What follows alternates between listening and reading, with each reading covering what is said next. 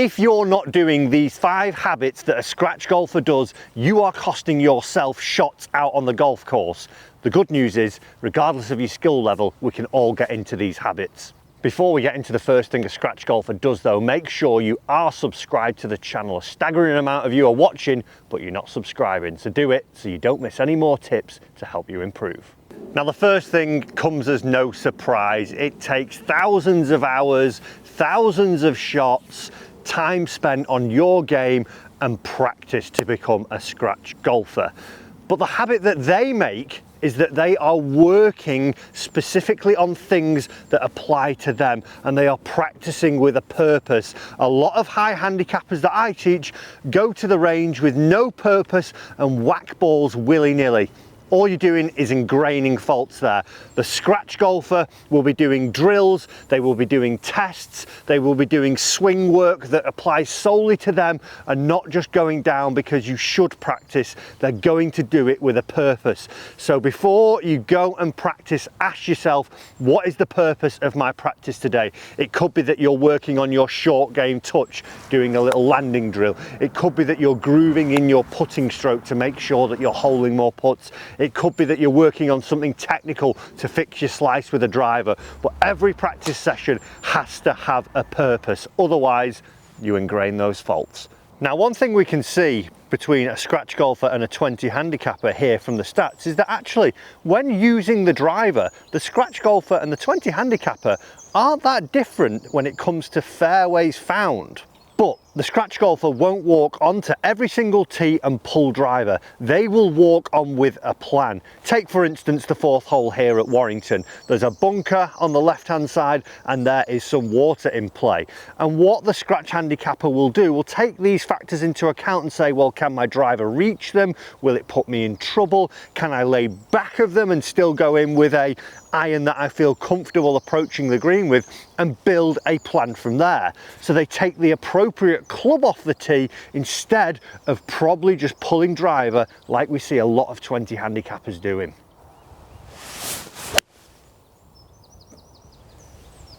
And there's the perfect example, slightly pushed to the right, but I've taken a club that isn't going to get me in danger.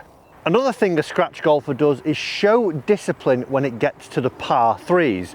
Now if we look at the stats here, what we will see from 150 to 200 yards is that the green percentages, they vary. We see that obviously the scratch golfer is going to hit more greens versus what the 20 handicapper does, but also look at the proximity to the hole, 43 feet versus 100 feet.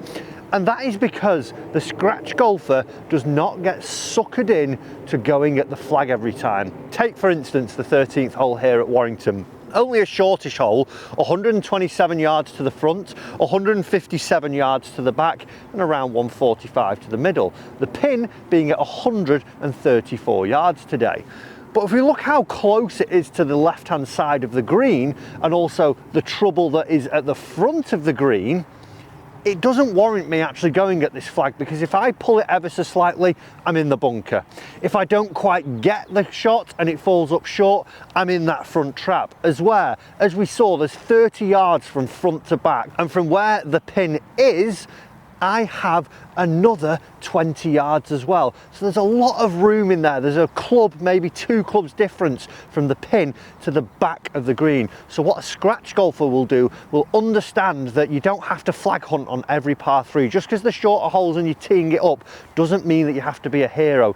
Play for an average proximity and try and take the 2 putts and make the 3 instead of turning it into a 4, 5 or even worse.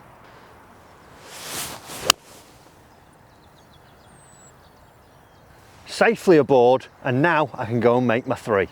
Another thing a scratch golfer will do will be to interpret the lie and what effects that will have on the ball flight. For example, here on the 15th at Warrington, I've just pulled up shy of the green and I'm on a severe downslope. Now, as we see different lies, what we may have to do is change our setup. For instance, on here, I would want to angle my shoulders to the slope here. I would want to feel that more of my weight is leaning with it, so I'm in a good balanced position. I'm also going to have to understand how the ball flight will be affected. Because I'm on the downslope now, this ball is going to come out lower than it normally would do with my 58. So that means it's going to run a little bit more, which then means I'm going to have to pull my landing spot closer to me.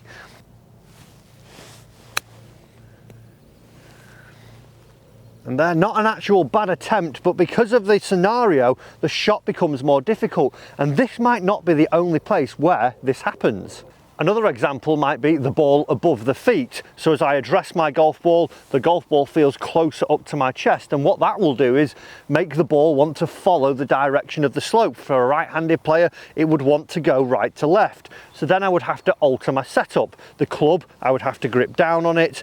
I would make my ball position a slight bit different. And I would also feel that I'm sat into the shot a little bit more, so I'm stable.